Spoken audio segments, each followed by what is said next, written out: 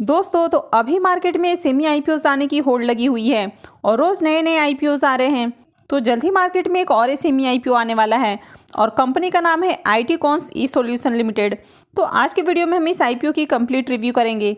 हम जानेंगे कि कंपनी क्या काम करती है, कंपनी के फाइनेंशियल कैसे हैं, ये आईपीओ कब ओपन हो रहा है और इसकी ग्रे मार्केट में कैसी डिमांड है, और उसके बाद जानेंगे कि इस आईपीओ में अप्लाई करना है या फिर इसको अवॉइड करना है। तो इससे पहले कि मैं वीडियो को शुरू करूं, अगर आप इस चैनल पे पहली बार विजिट कर रहे हैं या फिर आपने अब तक चैनल को सब्सक्राइब नहीं किया है तो प्लीज़ सबसे पहले चैनल को सब्सक्राइब कर लें और वीडियो को भी ज़रूर लाइक करें। तो चलिए वीडियो को शुरू करते हैं। तो सबसे पहले जान लेते हैं कि आईपीओ कब ओपन हो रहा है।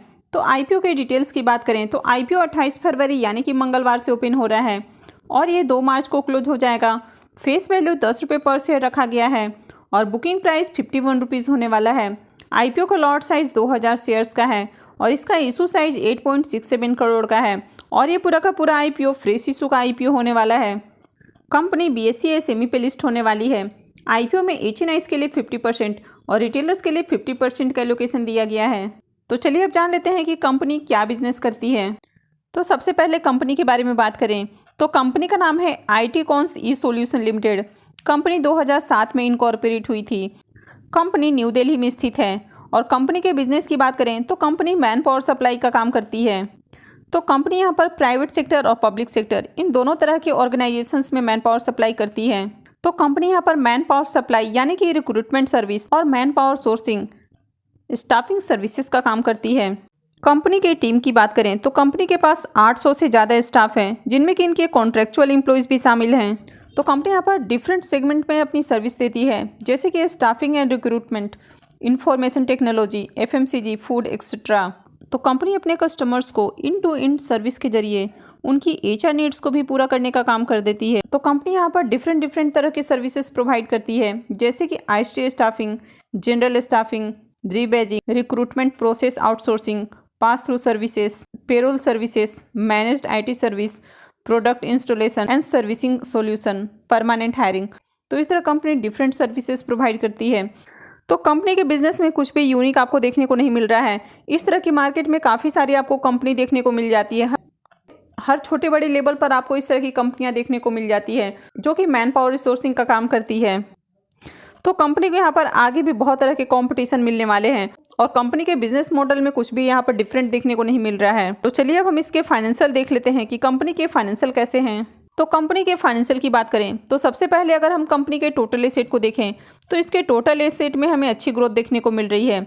वहीं अगर इसके रेवेन्यू की बात करें तो रेवेन्यू में भी हमें काफ़ी अच्छी ग्रोथ देखने को मिल रही है।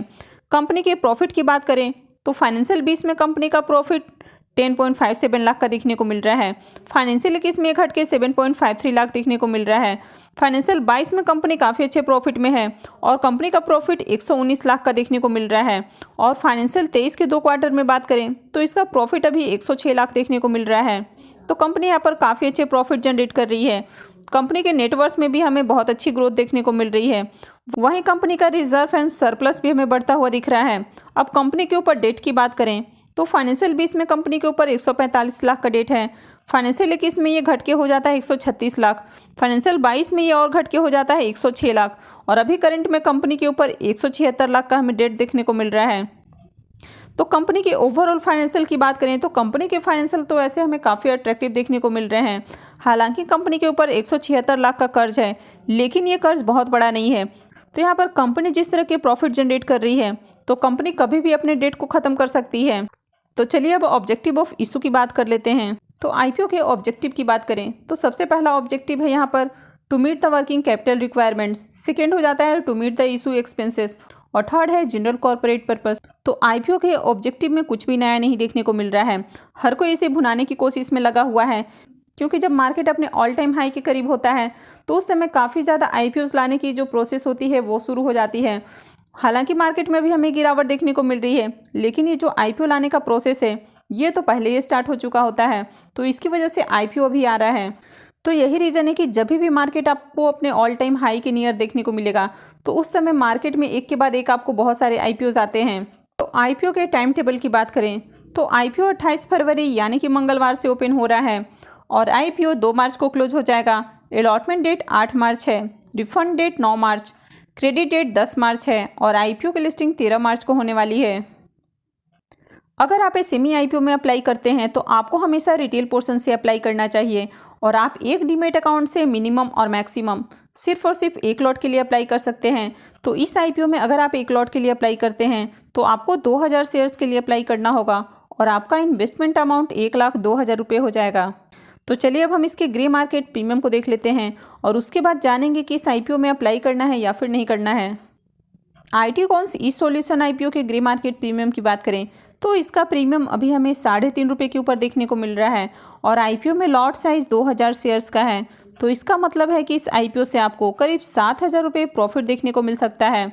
तो इसका प्रीमियम अभी हमें करीब 7% के नियर देखने को मिल रहा है। तो इसका प्रीमियम अभी हमें काफ़ी लो प्राइस पर देखने को मिल रहा है।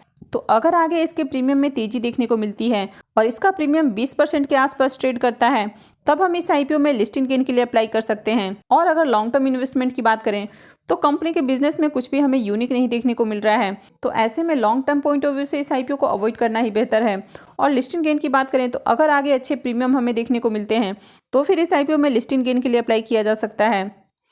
तो आप चैनल को सब्सक्राइब करके रखें। मैं आपको आगे भी अपडेट कर दूंगी कि आपको कब इस आईपीओ में अप्लाई करना है या फिर इसको अवॉइड करना है। और अगर आपने अब तक वीडियो को लाइक नहीं किया है तो प्लीज़ वीडियो को ज़रूर लाइक करें और वीडियो को अंत तक देखने के लिए आप सबका बहुत बहुत धन्यवाद।